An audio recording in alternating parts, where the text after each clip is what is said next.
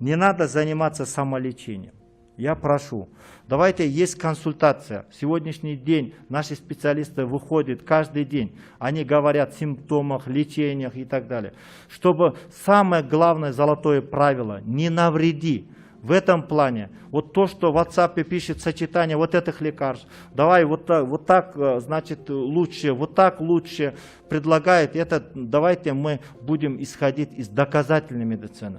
Вот мне тоже направили, вот водку пьешь, значит там намочи водкой, и утром у тебя коронавируса не будет. Ну такого не должно быть, вы меня поймите правильно. Ну я не знаю, может быть единичные случаи, если он выздоровел из этого, это не говорит, что все должны, значит, по такому методу. Есть доказательная медицина.